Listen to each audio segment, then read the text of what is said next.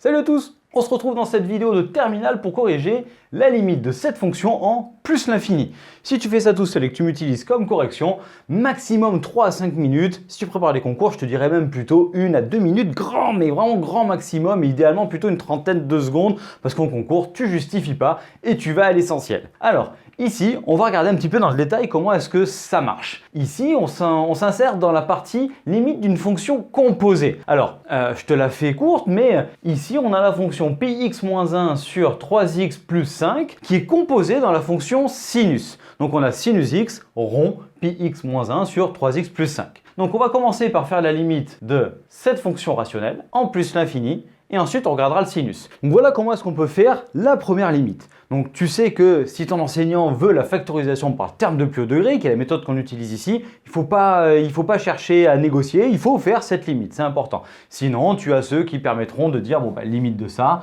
c'est limite de ça, on barre les x et ça fait pi sur 3. Je suis d'accord, c'est plus rapide, tu vas aller voir un petit peu dans le détail, on en a fait une où on détaille un petit peu plus ça, mais en l'occurrence, je préfère te donner la méthode la plus détaillée. Un choix important à faire quand tu es en devoir, dès que tu me poses la question de j'ai la flemme de faire ci ou je sais pas s'il faut, pense que oui, il faut faire, il vaut mieux trop que pas assez. Alors, ici, on factorise par x. Factoriser par x, ça revient à tout diviser par x en fait. Étant donné que la limite est en plus l'infini, a priori x est non nul.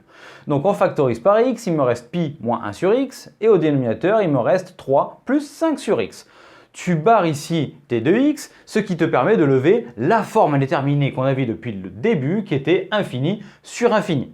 À partir de là, tu vois que le numérateur ici, il tend vers pi, que le dénominateur ici, il tend vers 3. Il n'y a plus de forme indéterminée, tout va bien. Donc on peut passer à la limite. Donc le numérateur, puisque 1 sur x, ça tend vers 0, alors par somme, pi moins 1 sur x, ça tend vers pi. Puis ensuite, le dénominateur, puisque 5 sur x, ça tend vers 0, et bien 3 plus 5 sur x, ça tend vers 3. Donc, le quotient des deux tend vers pi sur 3. Pi sur 3, ça c'est pas mal parce qu'on va le mettre dans un sinus. Et ça, c'est une valeur connue du sinus. Le sinus de pi sur 3. Et c'est de te souvenir combien ça vaut. Et ensuite, on passe à la limite du sinus. Donc, j'espère que tu as trouvé la réponse. Sinus de pi sur 3, il est tout en haut, ça fait racine de 3 sur 2. Donc, c'est la limite ici cherchée. Et donc, à la finalité, puisque la fonction ici tend vers pi sur 3 et que le sinus en pi sur 3 vaut racine de 3 sur 2, alors par compo, la fonction elle tend vers racine de 3 sur 2 en plus l'infini. Ce qui nous donne d'ailleurs l'existence d'une asymptote horizontale au voisinage de plus l'infini. Ben voilà, j'espère que cette vidéo t'a été utile et t'a permis d'un peu mieux comprendre la limite d'une fonction composée. Je te remercie d'avoir suivi jusqu'au bout. Je t'invite à nous rejoindre sur nos réseaux sociaux, Facebook et Instagram, ainsi que sur notre site pour davantage de ressources de cours, de fiches, ainsi que d'exercices corrigés. Et puis je t'invite à nous retrouver dans une autre vidéo et je te dis à très bientôt. Allez, ciao à tous!